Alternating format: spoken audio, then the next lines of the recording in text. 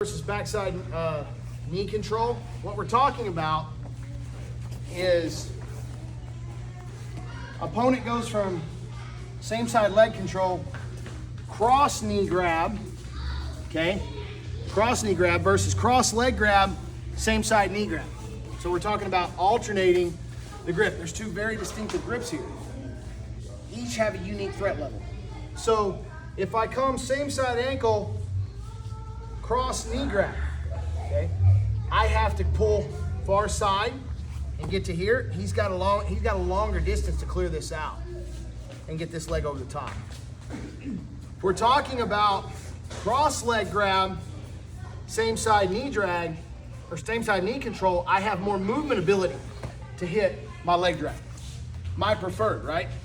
So here, we don't have the same element of movement available. So it's important to understand the leg drag, how we defend the leg drag. If it's same side ankle, cross knee, it's much harder to move laterally around him because I kind of run into his foot here. It's not as easy to push it across. Less movement lower, a bit more explosive across, okay? But my feet are gonna be more stationary. When I switch this and I go cross grab, now I have the ability of pulling this foot this direction instead of trying to push it. So this one allows me more side to side movement, okay? Understand the difference, the limitations of both. Here, when I grab, the knee becomes more of a point of control to stay sticky with it. It's not so much to pull. It's here, it keeps me in front of the knee line, okay? So how do we defend? Two different grips.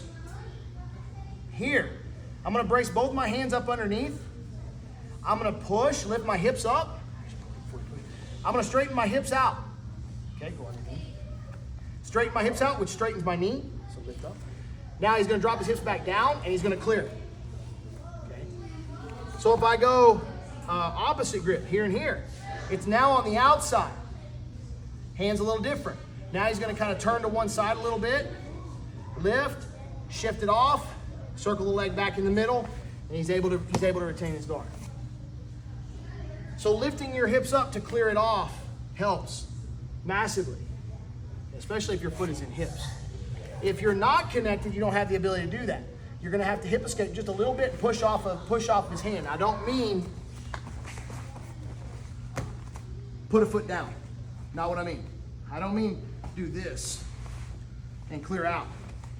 If I'm not connected, I'm gonna use this grip to push away and turn, okay? Cross grip knee, you might be able to get one off. Easiest way, here, drop it. Or simply straighten the leg. Bring it back inside. Brief straightening of the leg. Here and back. Two distinctly different ways of removing it. First one we're talking about is foot and hips, lift, expand the foot off, or expand the hand off the knee. Okay. Why is it important to lift? A lot of times they'll grab this material right here, okay? And they're holding. Can't just strip it off. Lift, break it off and rolling to the inside. If he don't have that, he's just holding, straighten the leg, push it down, straighten.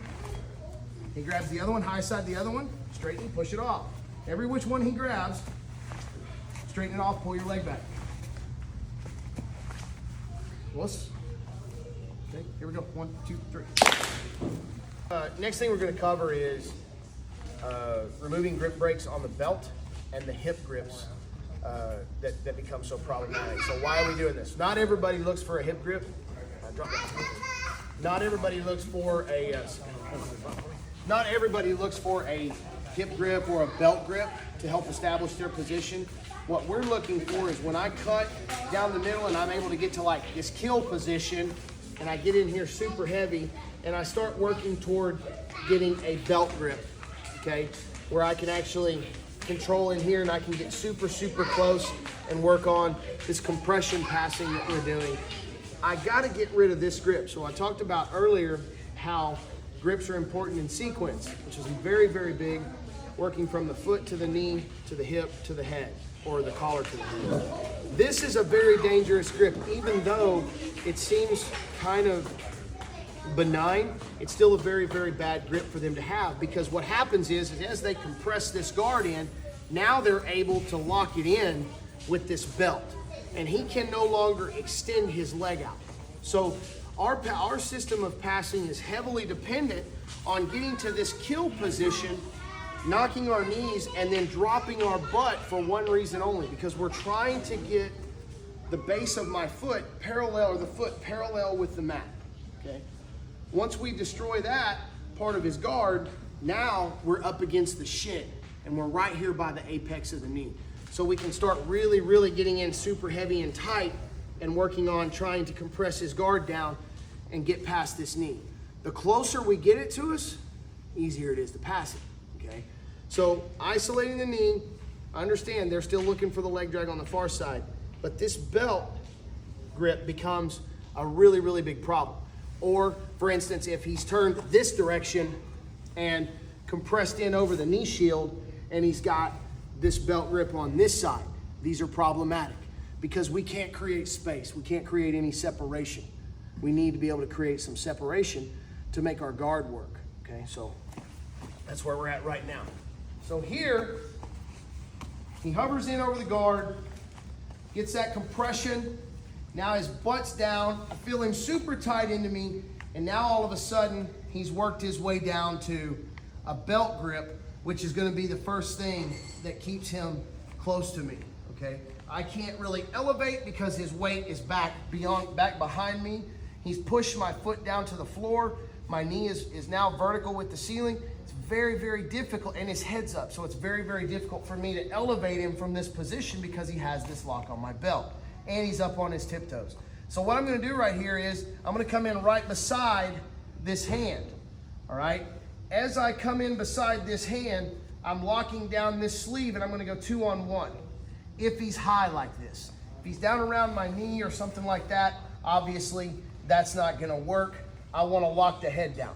Because what I don't want to happen is the second that I come up underneath this and start trying to break this grip, he stands up on me and alleviates my need or ability to work that, okay? And he just goes right around. So I wanna keep this head down at this point. I wanna lock him to me now. So now he's locked, he thinks he's locked to me. Now I need to remove this grip. So I'm coming right up under here, blade edge of the hand. I'm gonna strip that grip off, and then I'm gonna chase the grip, okay? So again, he's gonna step in, he's gonna settle in, crush down, compressed into my guard. If his elbow's hidden like this, I'm gonna come high, I'm gonna pull this head down, I'm coming right up underneath here, and I'm going to strip this grip, and I'm gonna chase the hand. Okay, because now I can start to work out of that compression, and I can get back to square one, all right? Stay long this time? Huh? Stay long this time? Darn. Oh yeah, you can, it's fine. So he comes in, hits that kill position, I'm compressed. He's got this heavy, heavy belt grip, and he's trying to kind of work around this way here, and he's squaring up with my hips. Now it's starting to look like I'm fixing to get hit with a leg drag. This elbow is on this side. At a moment's notice, this hand can transition to this part of the knee, and now he's working the leg drag. We don't want that. So this hand, I'm up underneath here, I'm holding, I'm coming straight up underneath here. I'm gonna 2-on-1 this grip. Now I'm gonna twist to the right and break that grip and chase that grip, okay? If you don't wanna hang on to this sleeve, that's fine. Ideally, I told you in the earlier sequence, we wanna be able to break this. The reason I come to this hand is because now I'm coming up and I'm gonna try to break this grip off as well. So now we've eliminated both grips, 2-on-1. I can start working out of that compression and clear myself out of this web we're in here. So here, he's compressed in on my guard. However he got there, doesn't matter. He got there, I'm compressed. He's chased the belt grip. Now we're in trouble. I've got to break these sequentially. So we talked about earlier how important the grips were sequenced. I got to go to hip, got to go to head. Okay, I need to get rid of both of them. First one I want to look at probably getting. I would probably look at getting, I'd like to get the head first because he can do a lot off of this, but it really doesn't matter whichever one you want to go to first.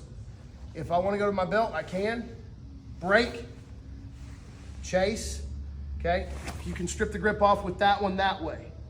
Now you've doubled up. Now we're inside defeat the compression, we're back into square one. Okay, got it? Here we go, 1, 2, 3.